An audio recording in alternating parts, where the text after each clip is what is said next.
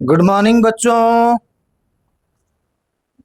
आज हम लोग फिजिक्स का जो लेक्चर नंबर 4 पढ़ेंगे जिसका नाम है mass defect versus binding energy. ये एक बहुत बढ़िया चैप्टर है, बढ़िया टॉपिक है, mass defect and binding energy. And इस टॉपिक के ऊपर न्यूमेरिकल जेई एंड मेंस में एंड नीट में क्वेश्चन से आता है। तो आज हम लोग इस टॉपिक का कंप्लीट डिस्क्राइब करेंगे एंड जो भी क्वेश्चन से नीट जेई के अंदर में क्वेश्चन से आएगा वो आपको आ जाएगा अगर ये वीडियो आप पूरा देखोगे तो। शुरू करते हैं mass defect and binding energy and उसके बाद हम डिस्कस करेंगे पैकिंग फ्रैक्शन। ठीक है, ज़्यादा कुछ इसके ऊपर बोलने के बजाय हम डायरेक्ट टॉपिक के अंदर चलते हैं। पहले देखेंगे मास डिफेक्ट। बहुत बच्चे सुने होंगे मास डिफेक्ट का मतलब क्या होता है ना। आप लोगों को सबसे पहले एटम के अंदर में जाना पड़ेगा। तो क्या होता है अब मैं ये बताता हूँ कि ये होता है एटम। देख लो बच्चे, इसको हम बोलेंगे this is called a atom. Atom के अंदर में ये होता है न्यूक्लियस। अब न्यूक्लियस के अंदर में प्रोटॉन्स एंड न्यूट्रॉन्स होते हैं। इसमें क्या करोगे, नोट्स जो मैं बोलूँगा आप लोग वही नोट्स को करोगे। मैंने बीच बीच में आपको नोट्स लिखवाऊंगा, आप नोट्स लिख लोगे। ओके, तो एटम के अंदर में न्यूक्लियस, न्यूक्लियस के अंदर में प्रेजेंट होता है बेटा, न्यूक्लियस के अंदर में प्रेजेंट होता है प्रोटॉन, प्रोटॉन न्यूट्रॉन। यानी मान लीजिए मैंने इसमें से प्रोटॉन लिखा, तो उसके अलावा प्रोटॉन के अलावा सपोज हमने कुछ दूसरे इंक में इसके अंदर में हमने ले लेते हैं। ठीक है, दूसरे के अंदर में हम इसके अंदर में लेते हैं this is called neutron, neutron, neutron. ये होता है न्यूट्रॉन। यानी एक न्यूक्लियस के अंदर में proton and neutron separate form में मैंने दिखाया, सेपरेट फॉर्म में दिखाया बेटा, राइट। जब सेपरेट फॉर्म में मैंने दिखाया तो इसको हमने बोलेंगे, इन सबको बोलेंगे separated nuclei. Separated, separated, separated nucleon, nucleon नहीं, सेपरेटेड न्यूक्लियंस ये है। अगर अभी हमें क्या करेंगे, अभी हमें क्या करेंगे, इसको जब हमने इसको हमें देखेंगे कि सेम एटम को हमें इस तरीक़ा से रखा और एटम के अंदर में हमने न्यूक्लियस भी रखा।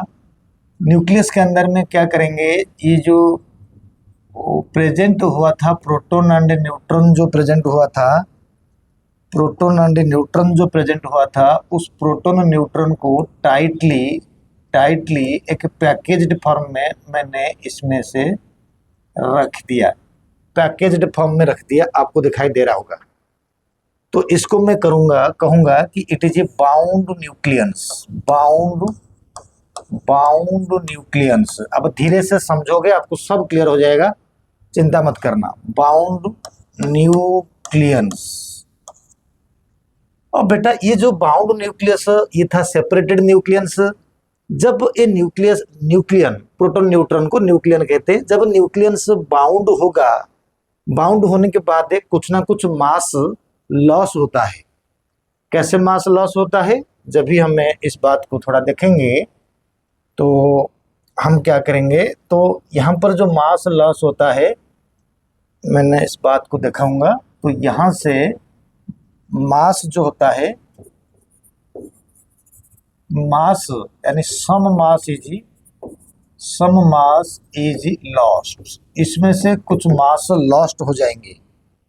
जो मास लॉस होगा वो लॉस्ट मास क्या होंगे ना, लॉस्ट मास धीरे धीरे जाके, ये लॉस्ट मास फाइनली जाके एनर्जी में कन्वर्ट हो जाएंगे। जो मास लॉस हुआ वो बाद में एनर्जी में कन्वर्ट हो जाएगा। मेरा ये मतलब यही था कि इस मतलब का था कि जो सेपरेटेड न्यूक्लियंस है इनके पास मास ज़्यादा होता है, इनके पास है सेपरेटेड न्यूक्लियस के पास है मास जो होता है, मास मोर होता है, ज़्यादा होता है। एंड बाउंड न्यूक्लियस के पास है, इनके पास जो मास होता है, मास थोड़ा लेस होता है। ऐसा क्यों ना, जब सेपरेटेड न्यूक्लियंस कंबाइन होते हैं वो कुछ ना कुछ मास लॉस करते हैं एंड वो जो लॉस मास हुआ, जो मास लॉस हुआ, वो मास फाइनली एनर्जी में कन्वर्ट हो गया है। एनर्जी में कैसे कन्वर्ट होता है ना, mass is nothing but the energy actually according to the Einstein E is equal to mc square. मैं थोड़ा थ्योरी इसके बारे में बताऊंगा। आइंस्टाइन के मुताबिक E equal to mc square, यानी अगर किसी ऑब्जेक्ट का मास अगर m टाइम ही बढ़ेगा, उसका एनर्जी भी e टाइम ही बढ़ जाएगा।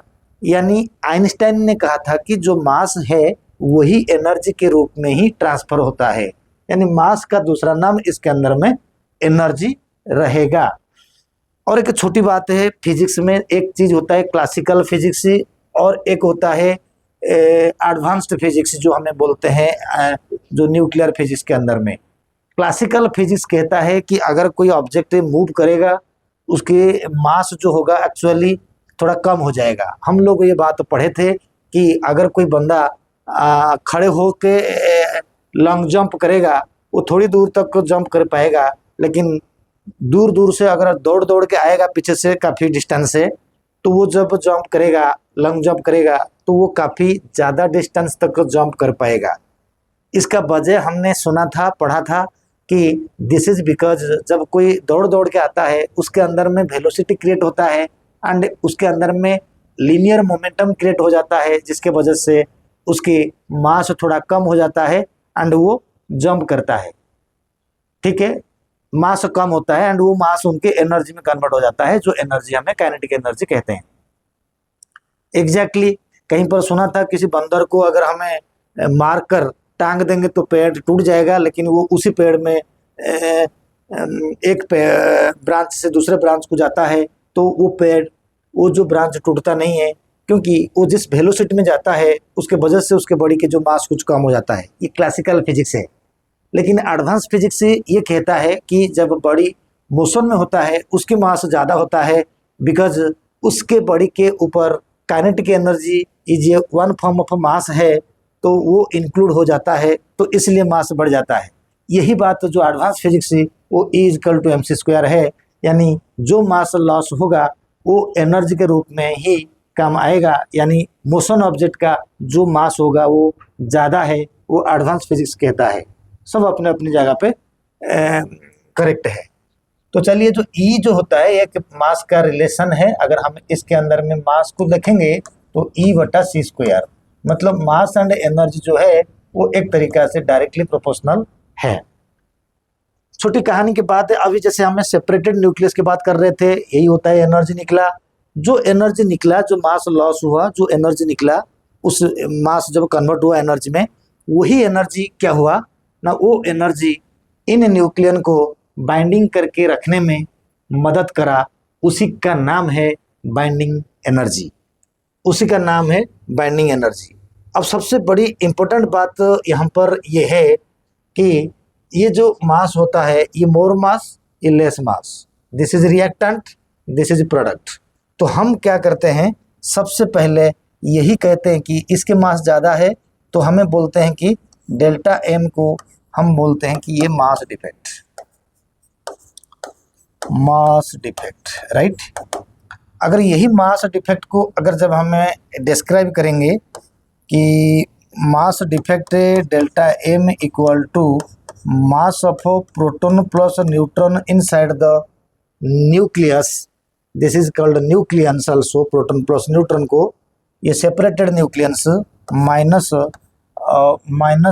आइसोटोपिक मास, ध्यान देना मैं क्या लिख रहा हूँ, आइसोटोपिक मास, ठीक है, आइसोटोपिक मास। कंफ्यूज नहीं होना, काफ़ी रिसर्च के बाद मैंने ये वीडियो बना रहा हूँ, तो मैंने लिखा आइसोटोपिक मास, कहीं कंफ्यूज नहीं होना। आप कभी कभी कहीं पर देख लोगे कि ए यानी एटॉमिक मास को वो रिप्रेजेंट कर देता है, ए मत लिखना, ए का कहानी कहीं और है। Proton plus neutron minus isotopic mass, and ये जो आइसोटोपिक मास होता है, ये जो आइसोटोपिक मास होता है, यही है हमारी मास डिफेक्ट। क्यों ना, ये होता है प्रोटॉन प्लस न्यूट्रॉन का मास, जो बाउंड न्यूक्लियस का मास कम है वो होता है आइसोटोपिक मास। तो जो मास डिफेक्ट आएगा, जितना मास लॉस होगा, ये मास डिफेक्ट है, वो एनर्जी में कन्वर्ट हो जाएगा। जब वो एनर्जी में बेटा कन्वर्ट हो जाएगा तो हम दो तरीका से मास डिफेक्ट यहाँ पर फार्मूला में मैं दे देता हूँ। इन फार्मूला में सिमिलरली एक मास डिफेक्ट मैंने ऐसे लिखूंगा, मास of the reactant minus mass of the product. ये भी मास डिफेक्ट कहलाएगा, ये भी रिएक्टेंट प्रोडक्ट माइनस प्रोडक्ट हुआ एक तरीका से, तो ये भी मास डिफेक्ट होगा। जो भी मास लॉस होगा वो एनर्जी में कन्वर्ट हो जाएगा, उस एनर्जी को बोलेंगे बाइंडिंग एनर्जी। अब मैं आप लोगों को थोड़ा बाइंडिंग एनर्जी का डिफाइन करूंगा। क्या होता है बाइंडिंग एनर्जी? बाइंडिंग एनर्जी को डिफाइन करने से पहले बेटा अब मैं तुम्हें डिस्कस करूंगा, केमिस्ट्री में हम लोग पढ़े थे लैटिस एंथैल्पी। लैटिस एंथैल्पी का दो डेफिनेशन था। एक था कि जब कोई गैसियस आयन कंबाइन होके एक सॉलिड कंपाउंड बनेगा, जो एनर्जी निकलेगा उसको बोलेंगे लैटिस एंथैल्पी। सही था। लैटिस एंथैल्पी ये भी है, किसी सॉलिड कंपाउंड को जितना एनर्जी दे के गैसियस आयन्स में कन्वर्ट कर देंगे उसको भी बोलेंगे lattice enthalpy. The amount of energy required to break the solid compound into gaseous ions is known as lattice enthalpy. But remember, अगर हम किसी को ब्रेक कर रहे हैं, मान लीजिए कोई चॉक पैकेट ले आओ, उसको तोड़ो, तो तोड़ने से जितना एनर्जी जरूरत था मैंने उतना नहीं दिया, मैंने कुछ ज़्यादा दे दिया। यानी रिक्वायर्ड कंडीशन पे जो एनर्जी होता है लैटिस एंथैल्पी, वो मेजरेबल आसानी से नहीं है। कन्वीनियंटली हम उस डेफिनेशन को प्रायोरिटी देते हैं, जो डेफिनेशन होता है कि the amount of energy released when gaseous ion converted to solid compound is called lattice enthalpy. Exactly binding energy का दो डेफिनेशन बन सकता है। एक डेफिनेशन होता है the amount of energy released when separated nucleus combine with a bound nucleus या bound nucleus, this energy releases at this time is known as a binding energy। यही बेस्ट डेफिनेशन है। लेकिन कई जगह पर आप लोग फिजिक्स वाले जो टीचर होते हैं, जो फिजिक्स के टीचर होते हैं, वो लॉट ऑफ थिंग ये सब बताते हैं कि the amount of energy required to break the bound nucleus into separated nucleus is known as a binding energy. Definition बिल्कुल सही है, लेकिन this is not a convenient way to find binding energy, right.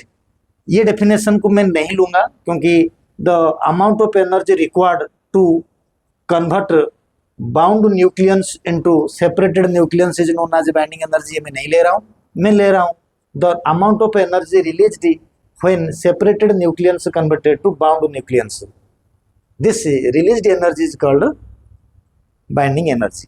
अब हमें binding energy का दो definition दिया, आप लिख लेना, यही बात है। अच्छा, दूसरी बात जब यही होता है तो मास डिफेक्ट मैंने दिखा दिया। दोबारा मास डिफेक्ट पैकिंग फ्रैक्शन में कहानी क्लियर करूंगा। अभी तक ये मास डिफेक्ट में आप काम चलाओगे, यही बेस्ट है एंड ये सही भी है।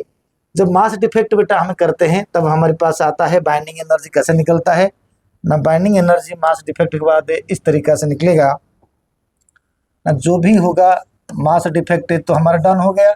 हमें बाइंडिंग एनर्जी जब फाइंड करेंगे ना, जो मास डिफेक्ट आएगा उसके अंदर में हमें 931.4, क्योंकि ये जो मास डिफेक्ट आएगा इसका यूनिट जरूर होगा AMU, इसका यूनिट होगा AMU। तो इसी न्यूक्लियस चैप्टर में मैंने शायद फर्स्ट वीडियो में बना चुका हूँ। एक AMU का मास एक्चुअली केजी में 1.67 इंटू 10⁻⁻27 kg, एंड इसको हमें एनर्जी के द्वारा कन्वर्ट कर चुका हूँ कि 931.4 मेगा इलेक्ट्रॉन वोल्ट मैं डिराइव कर चुका हूँ। तो डेल्टा एम जो आएगा AMU में आएगा, तो उसको 931.4 मल्टीप्लाई इसलिए करेंगे क्योंकि एक AMU equal to 931.4 mega electron volt.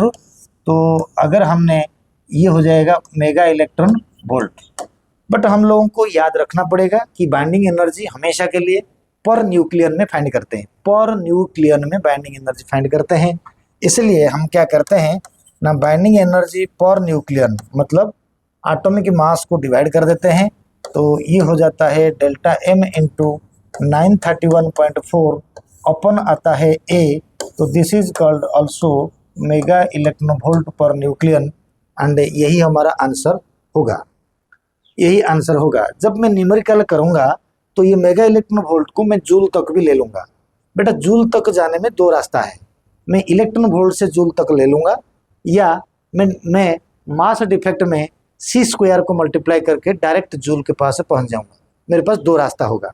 कैसे दो रास्ता होगा बेटे, न्यूमेरिकल जब करेंगे, देखो मान लीजिए मैंने इसको कन्वर्ट करूंगा, मैं इसको कन्वर्ट करूंगा जूल में, मान लीजिए मैं इसको कन्वर्ट करूंगा जूल में, तो डेल्टा एम इंटू 931.4 अपन ए था, जो भी मेरा वैल्यू था मेगा इलेक्ट्रॉन वोल्ट में था, मैं इसको इंटू 10⁶ इलेक्ट्रॉन वोल्ट कर दूंगा, इलेक्ट्रॉन वोल्ट कर दूंगा। अच्छा, इलेक्ट्रॉन वोल्ट कर देने के बाद अब मैं क्या करूंगा, एक इलेक्ट्रॉन वोल्ट होता है 1.602 इंटू 10⁻⁻19 जूल, तो हो गया मेरा जूल, बाकी सॉल्व हो जाएगा। तो ठीक उसी तरीका से मैं जूल डायरेक्ट में भी कर सकता हूँ बाइंडिंग एनर्जी में।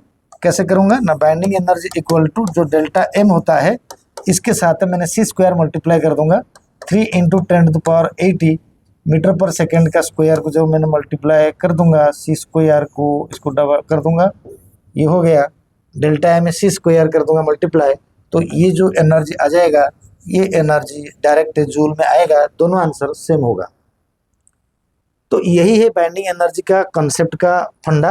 क्वेश्चन से जब हम करेंगे बाइंडिंग एनर्जी के ऊपर, जब हमें क्वेश्चंस करेंगे बच्चा, क्वेश्चन से हम करने के लिए दो प्रकार के क्वेश्चन हम करेंगे। क्वेश्चन के पास चलते हैं बेटा। दो क्वेश्चन से मैंने बाइंडिंग एनर्जी क्या होता है ना, सबसे मैक्सिमम बाइंडिंग एनर्जी जो होता है वो आयरन के पास होता है बेटा, आयरन के पास है। तो मैं आयरन का करूँगा, दो न्यूमेरिकल करूँगा। तो यहाँ पर मैंने आप लोगों को दिखाऊंगा क्वेश्चन के अंदर में, मेरा क्वेश्चन नंबर 1 में करता हूँ आयरन। देखो बेटे ये होता है आयरन, इनका एटम के नंबर 26 ही, इनका मास नंबर 56 ही, बट इनके आइसोटोपिक मास जो होता है, जिसको एवरेज मास कहते हैं, आइसोटोपिक मास जो होता है ये होता है बेटा 55.930 AMU। कोई कंफ्यूजन नहीं है, ये जो डाटा गया है 55.930U, कई जगह पे थोड़ा 935P 925P ये सब लिखा होता है। जो डाटा मैंने लिया वो बहुत रिसर्च करके, कैलकुलेशन करके, आंसर को टैली करते हुए मैंने ये डाटा को मैंने अपने मर्जी से 0.930 रखा। तो 55.930, क्योंकि फिजिक्स के टीचर जब इस चैप्टर को पढ़ाते हैं वो atomic mass, isotopic mass and proton और न्यूट्रॉन के मास में एक फॉर्मूला बनाते हैं, उससे क्वेश्चन करते हैं। फार्मूला बेकार का होता है, मैं आपको सिखा दूंगा इस न्यूमेरिकल में। फार्मूला कोई ज़रूरत नहीं है, जब हमको मेन रिसर्च कॉन्सेप्ट पता है तो फार्मूला किस बात की है। अब देखो बात मेरे क्या कहूँगा, 55.930 AMU होता है, यही है। बोला कि बाइंडिंग एनर्जी पर न्यूक्लियन इसका निकालो, बाइंडिंग एनर्जी पर न्यूक्लियन इसका निकाला जाए। सबसे ज़्यादा है तभी ये क्वेश्चन को मैंने चॉइस किया। तो सबसे पहले हम करेंगे इसके अंदर में इलेक्ट्रॉन कितने होंगे, इलेक्ट्रॉन होंगे 26, इसके अंदर में प्रोटॉन कितने होंगे 26, इसके अंदर में न्यूट्रॉन होंगे 30। ओके, इलेक्ट्रॉन का कोई काम नहीं है क्योंकि हमें न्यूक्लियन का मास निकालते हैं, तो इलेक्ट्रॉन का इसमें कोई काम नहीं है, नो वर्क।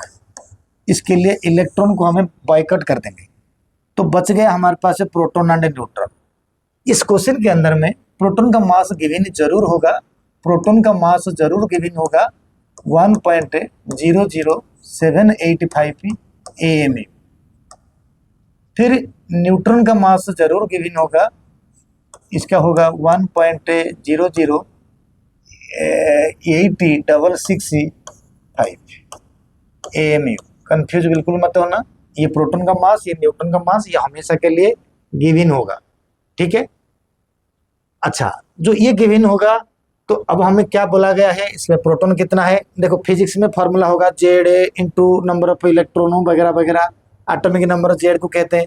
मैं आपको सिखा रहा हूँ कैसे, जैसे 9th क्लासेस में पढ़ते हैं कि प्रोटॉन कितना है 26, एक प्रोटॉन का मास कितना है 1.00785, उसको मल्टीप्लाई कर देंगे, टोटल प्रोटॉन का मास आ जाएगा। फिर टोटल न्यूट्रॉन कितना है 30, एक न्यूट्रॉन का मास कितना है इतना, मल्टीप्लाई कर देंगे, टोटल न्यूट्रॉन का मास आ जाएगा।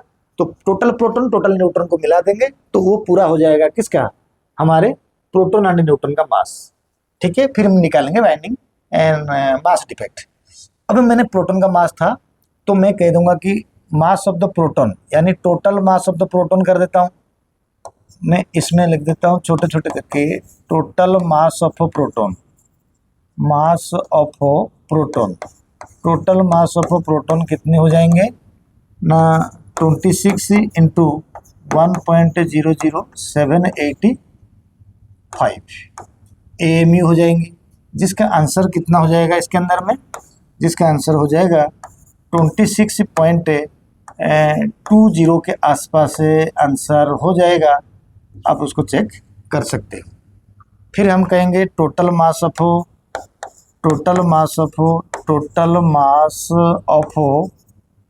न्यूट्रॉन, न्यूट्रॉन का मास कितना होगा ना, न्यूट्रॉन कितना है 30 इंटू 1.00865 इक्वल टू, इसका भी आंसर हो जाएगा 30.295 के आसपास हो जाएगा। तो हमारे total mass of proton neutron आ गया। अगर हम निकालेंगे जो सेपरेटेड न्यूक्लियन का जो टोटल मास दिखाएंगे तो मास ऑफ प्रोटॉन प्लस न्यूट्रॉन कितने हो जाएंगे ना 26.20 प्लस 30.295 कितना हो जाएगा हमारा वैल्यू, कितना हो जाएगा हमारा वैल्यू ना, this is equal to answer आ जाएगा 26 से 30 कितना हो जाएगा बेटा ना 56 हो जाएगा। एंड ये 32 करीब 495 के आसपास हो जाएगा AMU। जरा इधर देखो टोटल मास ऑफ प्रोटॉन कितना आ गया 56। अच्छा बेटे हमारा आइसोटोपिक मास कितना लिखा था, आपको मैं दिखा देता हूँ,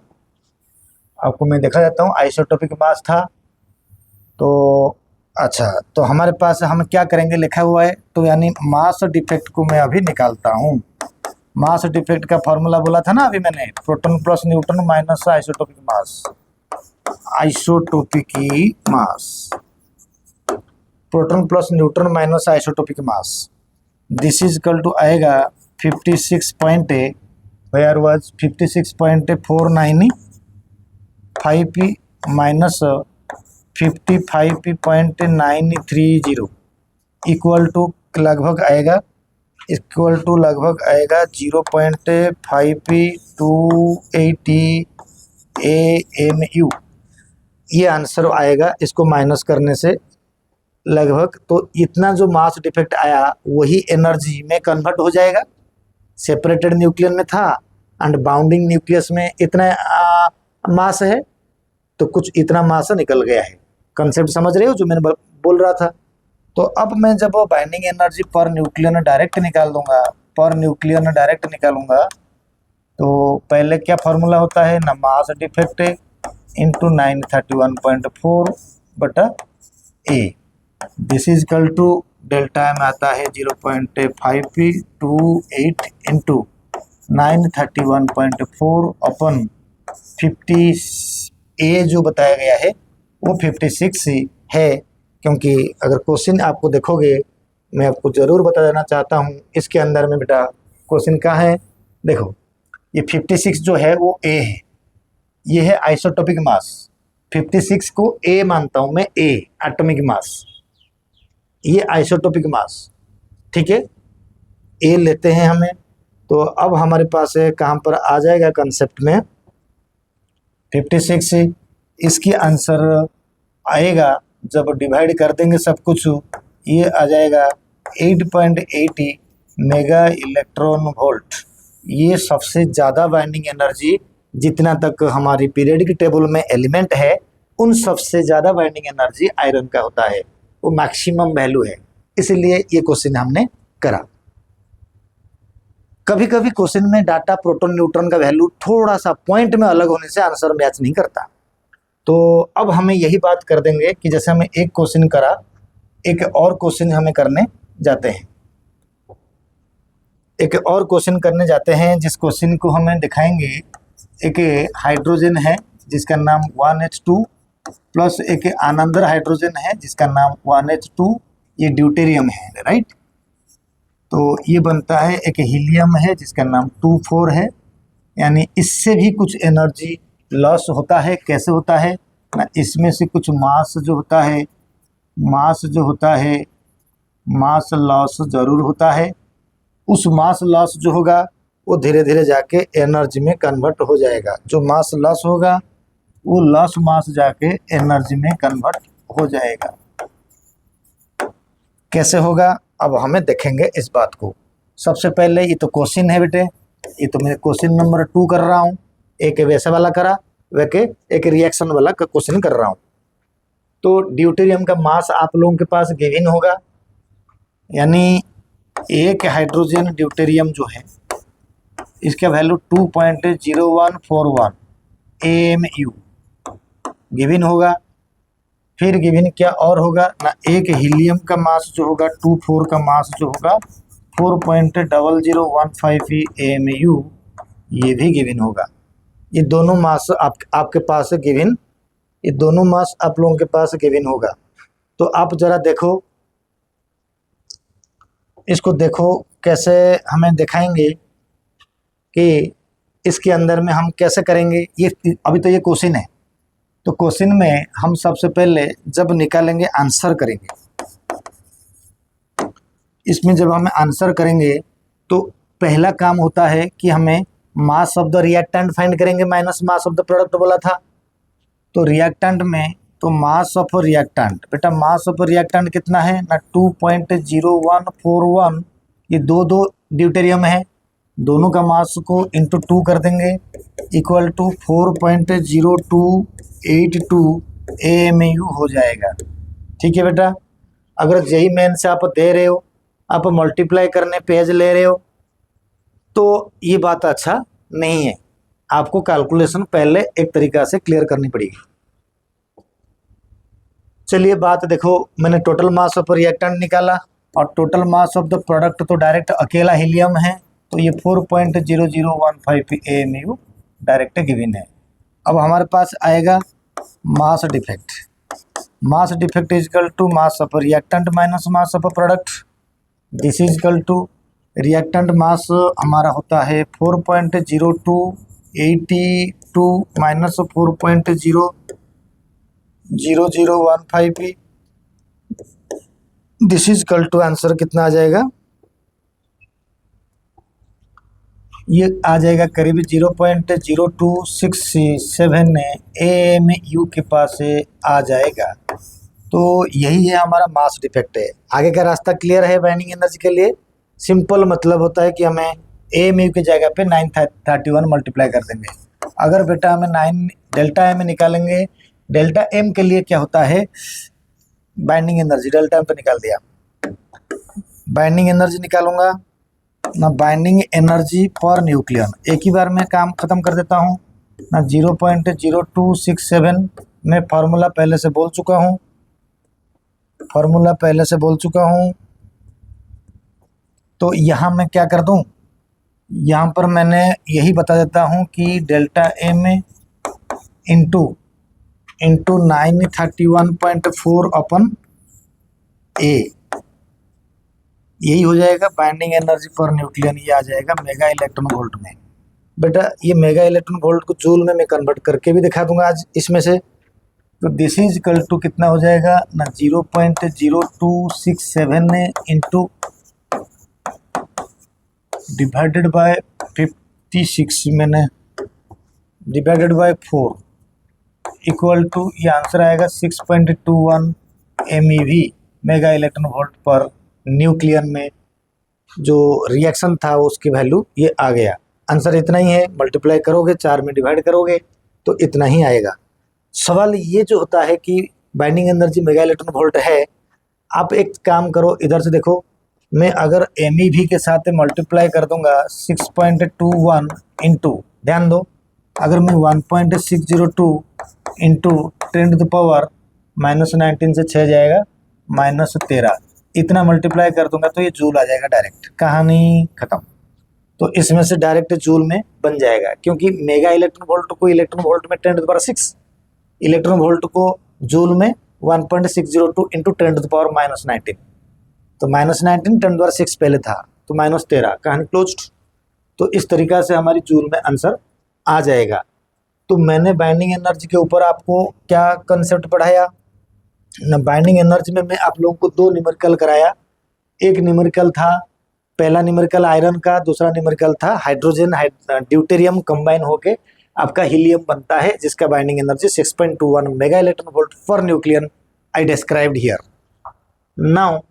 लेकिन प्रीवियस में मैंने आयरन करा था।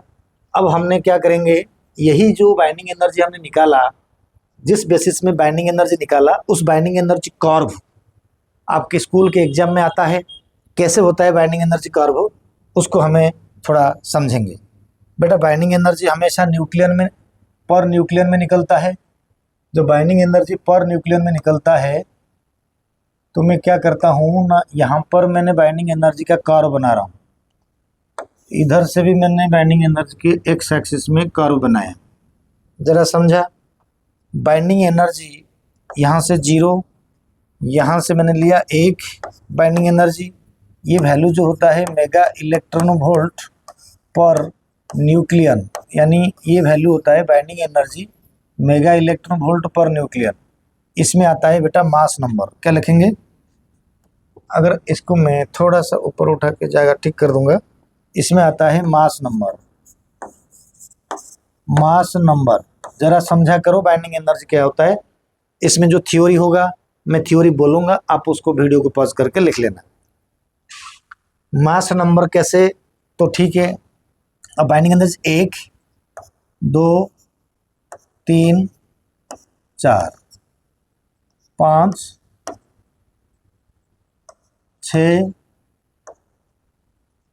6 के बाद थोड़ा गैप दूंगा ज़्यादा, 7 8, मैंने थोड़ा इसको छोटा करने से भी ज़्यादा सही रहेगा, ताकि जगह मेरे पास रहेगा। आप देख लो डायग्राम को। तो यहाँ से 8 के बाद मैं करूँगा इधर से 9, 8.8 होता है, तो 9 इसलिए मैक्सिमम लेना पड़ा मुझे।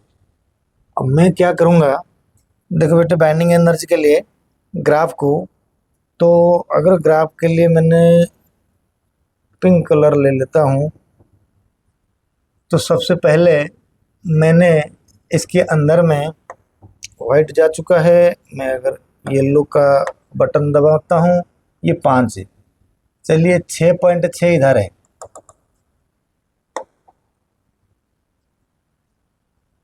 अच्छा ये रहेगा बेटा, 6.6 इधर है, ठीक है। और 7 इधर है, 7.6 इधर है। ये बहुत ज़रूरी बात है। इसको थोड़ा और छोटा करके हम ये दिखाना चाहेंगे कि कैसे डायग्राम बनता है, ठीक है। शायद ये बेटर रहेगा तुम्हारे लिए। अब 8.80 जो होगा, इस निशान को हमें 8.8 मानेंगे। अब बेटा देखो बाइंडिंग एनर्जी जब जाएगा, तो सबसे पहले हमारे पास 1 नंबर पे था हाइड्रोजन का बाइंडिंग एनर्जी। अब बाइंडिंग एनर्जी बढ़ते बढ़ते बढ़ते बढ़ते जो एटॉमिक नंबर बढ़ेगा, पहले वो जाएगा 7 के पास। तो 7 के पास जो बाइंडिंग एनर्जी बनेगा, इनका नाम क्या होगा ना, हीलियम होगा। अब बताता हूँ मैंने, इनके नाम हो जाएगा हीलियम, He। अब हीलियम से डायरेक्ट नीचे निकलेगा, ये होगा लिथियम के पास आएगा बेटा। ये जो 5 के पास आ गया, ये हो जाएगा लिथियम। लिथियम से गड़ी जाएगा 7.6 के पास। देखो 7.6 के पास कहाँ पर गया, हीलियम के बाद कौन आ जाएगा, हीलियम के पास आ जाएगा ये कार्बन। फिर कार्बन से नीचे निकल के गाड़ी कहाँ पर तक आएगा, 7.6 तक आएगा। लिथियम के बाद आ जाएगा ये बोरॉन। बोरॉन से थोड़ा ऊपर जाएगा, ये हो जाएगा ऑक्सीजन। ऑक्सीजन से गाड़ी नीचे आएगा, 7 के पास आएगा, 7 तक ये नाइट्रोजन होगा।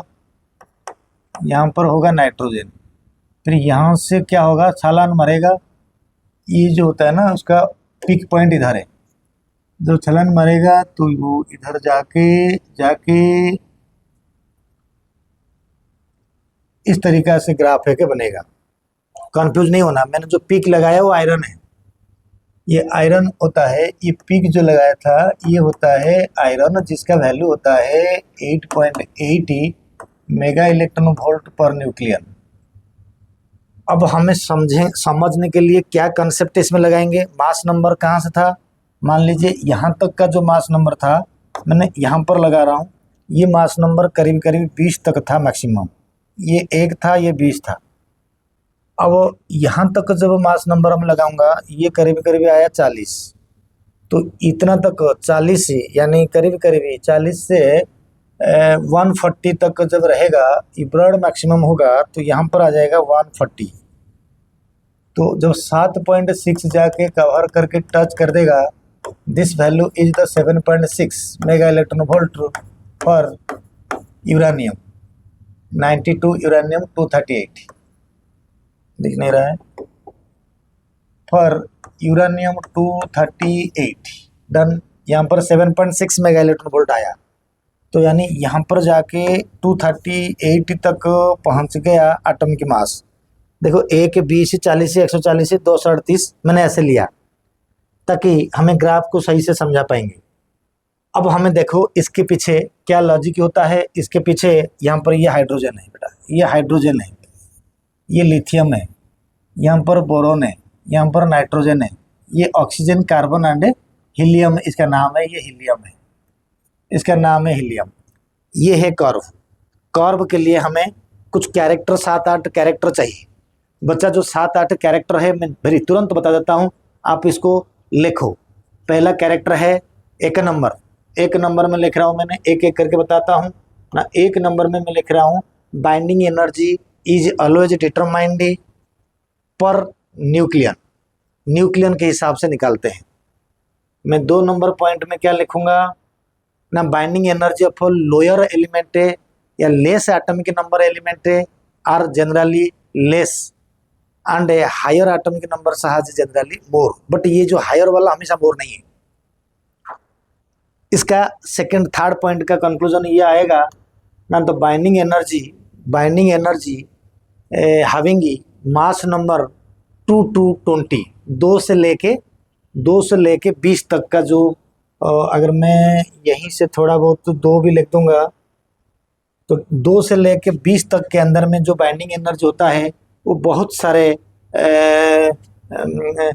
मैक्सिमा मिनिमा देके पासेस होता है। ये जो मैक्सिमा मिनिमा क्यों होता है भाई ना, maxima minima represent the maximum और minimum binding energy with respect to their surrounding atoms.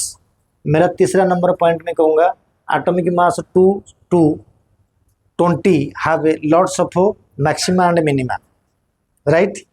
फिर उसी में लिखेंगे मैक्सिमा रिप्रेजेंट ये वाला, maxima represent maximum binding energy with respect to their surrounding atom, minima represent minimum binding energy per nucleon with respect to their surrounding atom. तो generally एक तरीका सुन लो, जिसके एटॉमिक नंबर होता है और वो होता है मिनिमा, जिसका एटॉमिक नंबर होता है इवन वो होता है मैक्सिमा। देखो lithium 3 minima, boron 5 minima, nitrogen 7 minima, अब helium 2 maxima, carbon 6 maxima, oxygen 8 maxima. ये एक तरीका होता है, 2 से 20 तक में मैक्सिमा मिनिमा देके जाता है। ये बात तो 3 नंबर में डिटेल्स करोगे मेन पॉइंट।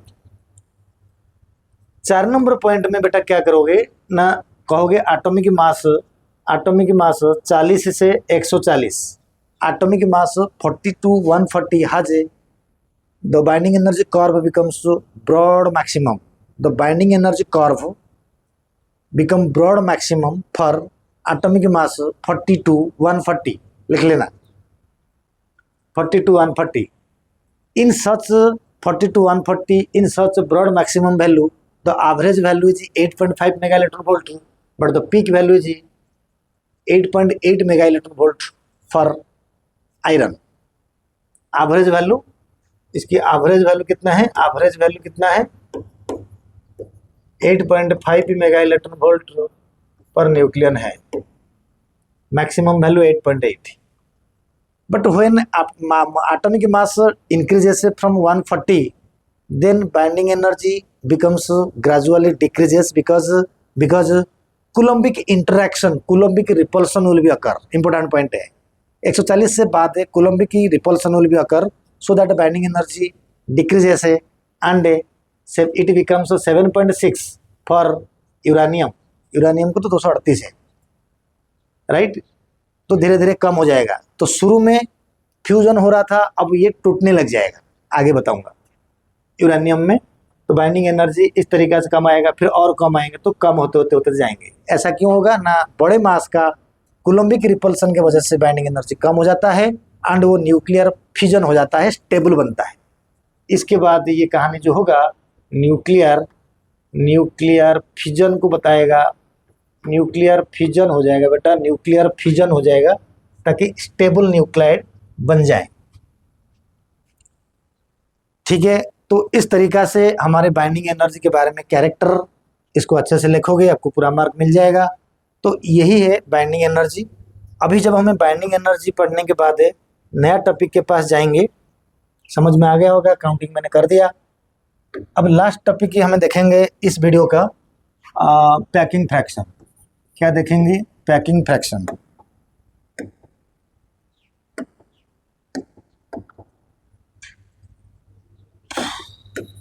इसको हम देखेंगे packing fraction.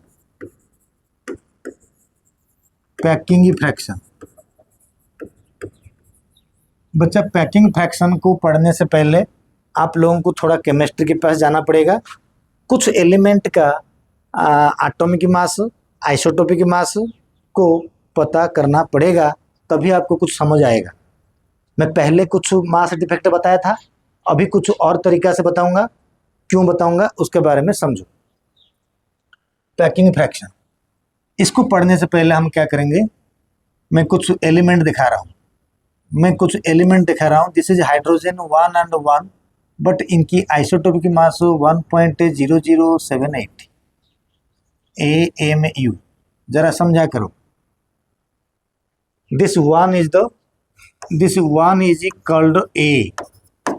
This is isotopic mass. अगर मैं कुछ और एलिमेंट को देता हूं, this is helium, atomic number 2, mass number 4, इसकी आइसोटोपिक मास 4.0015। ओके, मैं कुछ और बात बता देता हूं। कहीं पर लिथियम का भी होता है, लिथियम का 3 and 7, इनकी एटॉमिक मास जो होता है 6.985 के आसपास होता है। तो मैं कुछ और एलिमेंट का देता हूँ, गिने चुने दूंगा। लिथियम के बाद मान लीजिए मैंने कार्बन दे रहा हूँ 6-12, लेकिन इसका मास होता है 12.012 AMU। जरा समझो, ये बहुत ज़रूरी है आपके लिए। मैंने कार्बन के बाद कुछ और देता हूँ, नाइट्रोजन दिया 7 and 14, जिसका एटॉमिक मास 14.021 AMU।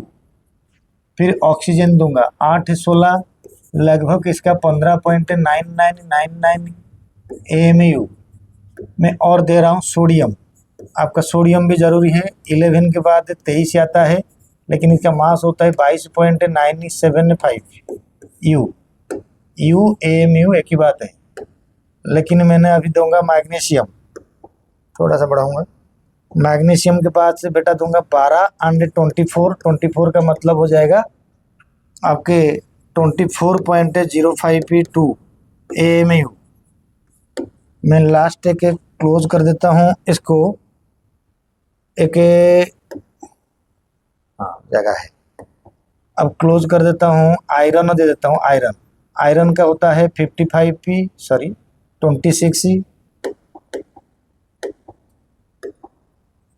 56E ये आ जाता है 55.930। मैं जितना, अच्छा एक और चाहिए वरना पैकिंग फ्रैक्शन अधूरा रह जाएगा। यूरेनियम 92 238 238, इसका होता है 238.015 AMU। AMU बेटा इतना तो हमको समझना पड़ेगा ही। जरा इधर देखो, जरा इधर देखो, अगर मैं थोड़ा छोटा कर दूं चलेगा। जरा इधर देखो, हाइड्रोजन का एटॉमिक मास A1 है, आइसोटोपिक मास ज़्यादा है, इसका आइसोटोपिक मास ज़्यादा है, लिथियम का ज़्यादा नहीं है, उसको मैंने ब्रैकेट कर लेता हूँ। लिथियम का ज़्यादा नहीं है, लिथियम का ज़्यादा नहीं है तो सर्कल मार दिया, एंड आयरन का ज़्यादा नहीं है, मैंने सर्कल मार दिया। जरा इधर देखो, बाकी सबका ज़्यादा है, बाकी सबका ज़्यादा है। इसका मतलब जब हमें फॉर्मूला अप्लाई करेंगे, पैकिंग फ्रैक्शन कभी आएगा नेगेटिव तो कभी आएगा पॉजिटिव। मास डिफेक्ट हमेशा पॉजिटिव आता है जब हमें बाइंडिंग एनर्जी निकालते हैं, हमेशा पॉजिटिव आता है जब हमें बाइंडिंग एनर्जी निकालते हैं।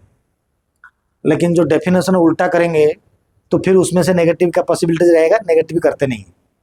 मगर यहाँ पर क्या होता है ना, पहले मैंने सिखाया क्या था आपको, पहले मैंने सिखाया था कि मास डिफेक्ट क्या होता है, मैं पहले सिखाया था, उसको भी मैंने चेकिंग कराता हूँ। यहाँ पर मैंने पहले बताया था mass defect equal to mass of reactant minus mass of product. फिर ये सिखाया था mass defect equal to mass of proton plus neutron minus isotopic mass, isotopic mass, ये सिखाया था। अभी मैं सिखा रहा हूँ mass defect equal to, mass defect equal to isotopic mass, isotopic mass minus A. अब क्या होता है, अब आया ए। ए मतलब जो ऊपर जो होल नंबर में जो मास नंबर गिवन होता है एटॉमिक मास, वो है ए, मतलब एटॉमिक मास। यहाँ पर जो होता है आइसोटोपिक मास, एंड जो ए यहाँ पर है एटॉमिक मास, एवरेज नहीं है, एटॉमिक मास जो सिंबल के एटॉमिक मास ऊपर रहता है जो। तो ऐसा जब हमें आइसोटोपिक मास करेंगे तो कभी ना कभी जिनमें से आइसोटोपिक मास छोटा है, AMU में जिसमें से आइसोटोपिक मास छोटा है, वहाँ पर तो फिर नेगेटिव आ जाएगा, बिल्कुल नेगेटिव आएगा, बिल्कुल नेगेटिव आएगा।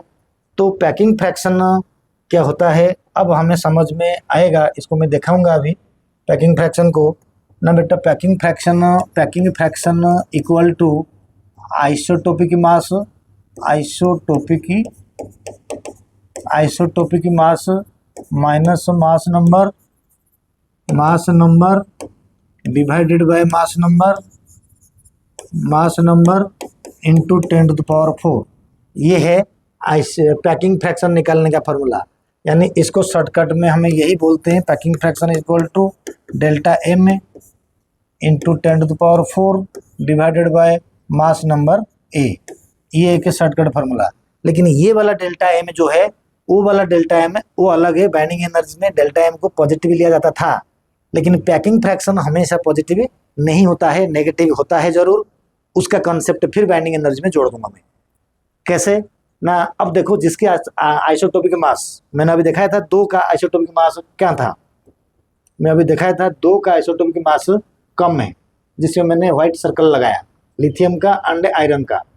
अगर ऑफकोर्स मैंने आयरन का लेके दिखाऊंगा या 2-4 का मैंने यहाँ पर आइसोटोपिक मास को सॉल्व कराऊंगा। इधर देखो मैंने यहाँ पर आपका डाटा रखा, यहाँ जब मैंने करूँगा हाइड्रोजन का आइसोटोपिक मास या जो पैकिंग फ्रैक्शन, देखो कैसे होता है ना। Packing fraction of hydrogen equal to 1.0078 minus 1/1 into 10⁴। बोलो कितना होगा ना, ये हो जाएगा 0.0078 into 10⁴ equal to plus 7080 packing fraction हुआ हाइड्रोजन का। आप कभी चेक करना गूगल में, तो हाइड्रोजन का पैकिंग फ्रैक्शन प्लस है। तो जिसकी आइसोटोपिक मास बड़ा होता है उसके पैकिंग फ्रैक्शन पॉजिटिव होता है। मैंने एक दिखाया, और किसी का भी पैकिंग फ्रैक्शन ऑक्सीजन का लगभग थोड़ा सा कम है लेकिन 0 मानते हैं, राइट। 16 को 16 मानते हैं, इन सब का पॉजिटिव आएगा, इन सब का पॉजिटिव आएगा। एक नेगेटिव करके बताता हूँ। आयरन का नेगेटिव आएगा, देखो कैसे ना, पैकिंग फ्रैक्शन ऑफ आयरन का सबसे नेगेटिव होता है बेटा, इसलिए बाइंडिंग एनर्जी सबसे ज़्यादा होता है। ऑफ आयरन इक्वल टू कहाँ गया ये ना, 55.930 माइनस 56 होल नंबर में डिवाइडेड बाय 56 इंटू 10⁴। इसको हमें सॉल्व जब कर देंगे, इसका वैल्यू आ जाएगा माइनस में आएगा, मगर ये आ जाएगा 0.00125 इंटू 10⁴ डिवाइड कर, माइनस करके डिवाइड कर दिया, माइनस करके डिवाइड कर दिया, तो दिस इज इक्वल टू कितना आ जाएगा, माइनस में 12.5, माइनस में 12.5 आ जाएगा पैकिंग फ्रैक्शन। देख लो, आप कैलकुलेट कर सकते हो, इसकी माइनस करके डिवाइड करके 10⁴ मल्टीप्लाई करने से ये आएगा। तो पैकिंग फ्रैक्शन किसी का पॉजिटिव आ रहा है, किसी का नेगेटिव आ रहा है। कॉन्सेप्ट यही है, जिसकी आइसोटोपिक मास अपने मास नंबर से ज़्यादा है थोड़ा सा, तो उसमें packing fraction positive, otherwise packing fraction negative आएगा। आयरन का सबसे नेगेटिव है। तो कंक्लूजन क्या कहता है इस टॉपिक के अंदर में, मैंने पहले ये जो बोला पैकिंग फ्रैक्शन के बारे में, देखो पैकिंग फ्रैक्शन का फार्मूला वाला अलग था, isotopic mass minus atomic mass बोला, तो इस तरीका से पैकिंग फ्रैक्शन निकलता है। मैंने 2 क्वेश्चन इसके अंदर में सॉल्व कराया, तो पैकिंग फ्रैक्शन इस तरीका से बना, एक का पॉजिटिव लिया, एक का नेगेटिव दिखाया मैंने। बाकी जहां पर पॉजिटिव आता है वो पॉजिटिव वैल्यू जरूर होगा। Okay done. अब मैं जो पैकिंग फ्रैक्शन को दिखाया, उस पैकिंग फ्रैक्शन के बिहाव के ऊपर एक क्वेश्चन से या एक ग्राफ दे के हमें बाइंडिंग एनर्जी को वेरीफाई करेंगे। कैसे पैकिंग फ्रैक्शन बेटा ना, हम यहाँ पर एक छोटा डायग्राम बनाएंगे। इन डायग्राम के अंदर में हम क्या करेंगे ना, पैकिंग फ्रैक्शन को मेंशन करेंगे। पहले इधर से -20 होता है पैकिंग फ्रैक्शन, इधर से मैंने ले लिया 0, इधर से ले लिया 20, इधर से 40, इधर से 60, इधर से 80, यानी पैकिंग फ्रैक्शन इसको बोलेंगे। पैकिंग फ्रैक्शन का वैल्यू वाई एक्सिस में एंड एक्स एक्सिस में आपका एटॉमिक नंबर का वैल्यू मैं दूंगा। इसको लेके छोटा कर दिया तो समझ में आ जाएगा। एटॉमिक मास दूंगा, यानी इसमें दूंगा एटॉमिक मास। एटॉमिक मास मैंने दे दिया। जरा सोचो पैकिंग फ्रैक्शन कैसे होता है, पैकिंग फ्रैक्शन से कैसे हमें बाइंडिंग एनर्जी को जस्टिफाई करेंगे। मैंने बोला था हाइड्रोजन का बाइंडिंग एनर्जी थोड़ा सा था 1 पॉइंट समथिंग, हीलियम का आ गया काफ़ी ज़्यादा 7 पॉइंट समथिंग आ गया, तो 6 पॉइंट समथिंग आ गया, करीब 6.87 के आसपास। तो जो पैकिंग फ्रैक्शन हमें देखेंगे अभी, ये वैल्यू क्या होता है पैकिंग फ्रैक्शन के लिए ना, ये पैकिंग फ्रैक्शन का वैल्यू इसमें से ये वैल्यू होता है 0।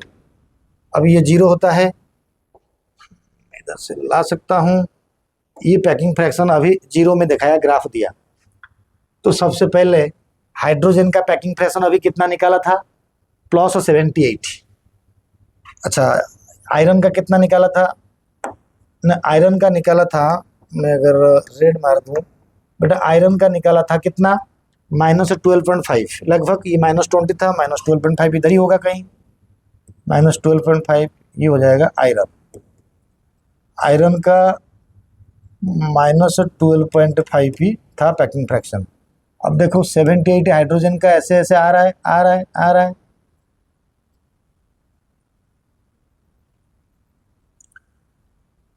अब मैं ऐसे लेके फिर ऐसे ऐसे लेके ऐसे ऐसे जा रहा है। देख लो पैकिंग फ्रैक्शन का ग्राफ कैसे हुआ ना, यहाँ पर हाइड्रोजन था कितना था ना, +78।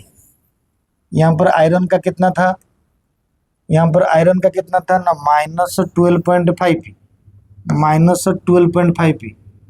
तो अब मैं ये बताता हूँ कि पैकिंग फ्रैक्शन का तो हाइड्रोजन का पॉजिटिव आया, लेकिन पैकिंग फ्रैक्शन जो वैल्यू इधर से अगर मैं यहाँ को दिखा दूँ, यानी 20 से लेके 200 तक ले रहा हूँ, 20 से लेके यहाँ तक वैल्यू अगर मैं ले दिया कि 200, 180 बोलते हैं, 200 मैंने दिया, तो 20 से लेके 280 के तक जो मास नंबर होता है, उनके पैकिंग फ्रैक्शन लगभग नेगेटिव होता है, ये वैल्यू नेगेटिव आता है। पैकिंग फ्रैक्शन नेगेटिव है, यहाँ पर पैकिंग फ्रैक्शन जो है पॉजिटिव है। तो पॉजिटिव किस किस का है ना, हाइड्रोजन का है। फिर बाकी यहाँ से 20 से लेके 200 तक मास नंबर जो आएगा पैकिंग फ्रैक्शन नेगेटिव होगा। उसके बाद जब यूरानियम तक जाएगा, ये यूरानियम का क्या बोला था, यूरानियम 92 238 जिसका आइसोटोपिक मास था 238.012 के आसपास कुछ था ऐसे। तो यानी पॉजिटिव, यानी ये बड़ा वैल्यू आ रहा है, ये छोटा आ रहा है, तो पॉजिटिव पैकिंग फ्रैक्शन आएगा। तो यहाँ पर यूरानियम 238 का भी पॉजिटिव पैकिंग फ्रैक्शन आ रहा है। बेटा देखो, छोटा एलिमेंट का पैकिंग फ्रैक्शन पॉजिटिव, इसका मतलब यही है कि ये इनकी बाइंडिंग एनर्जी कम होगा एंड ये फ्यूजन होके अपने आप को स्टेबल करेगा। यानी पॉजिटिव वाला अनस्टेबल है, पॉजिटिव वाला अनस्टेबल होता है, यानी इनके अंदर में बाइंडिंग एनर्जी कम है एंड ये अनस्टेबल है। इनके अंदर में बाइंडिंग एनर्जी ज़्यादा है, इसके अंदर में बाइंडिंग एनर्जी ज़्यादा है, ये वाला एलिमेंट स्टेबल है। यही बात को हमें थोड़ा एक्सप्लेन करेंगे तीनों अलग अलग कंसेप्ट को लेके। इनको मैंने करा छोटा, अब मैं इधर से आपको दिखा रहा हूँ। क्या कहता हूँ, कंडीशन क्या नाम है ना, कंडीशन होता है कि अगर पैकिंग फ्रैक्शन नेगेटिव होता है तो इसमें से क्या होता है ना, मास डिफेक्ट उस टाइम पे पॉजिटिव हो जाता है। ये कन्वीनियंटली बताया गया है। जब मास डिफेक्ट पॉजिटिव होता है तो यहाँ पर बाइंडिंग एनर्जी बहुत ज़्यादा होता है। आयरन के केस देख लो, ज़्यादा होता है। तो न्यूक्लियस क्या होता है, न्यूक्लियन क्या होता है, स्टेबल होता है, या न्यूक्लियस भी स्टेबल होता है। ये पहला कंडीशन है। दूसरा कंडीशन क्या आ जाएगा कि अगर पैकिंग फ्रैक्शन पॉजिटिव होता है, पॉजिटिव होने से मास डिफेक्ट इस कंडीशन पे नेगेटिव होगा, तो बाइंडिंग एनर्जी क्या हो जाएगा, कम पड़ जाएगा। बाइंडिंग एनर्जी कम हो जाएगा तो न्यूक्लियन अनस्टेबल होगा, न्यूक्लियन अनस्टेबल होंगे। क्या हो जाएंगे, न्यूक्लियन अनस्टेबल होगा बच्चा, अनस्टेबल होगा। सो अगर न्यूक्लियन अनस्टेबल हुआ तो उसका दो कंडीशन निकलता है। So in order to stable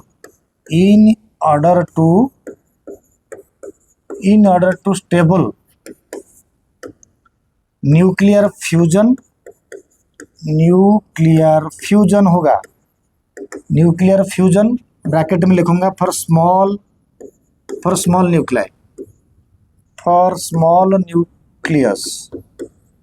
nuclei भी कर सकते हैं।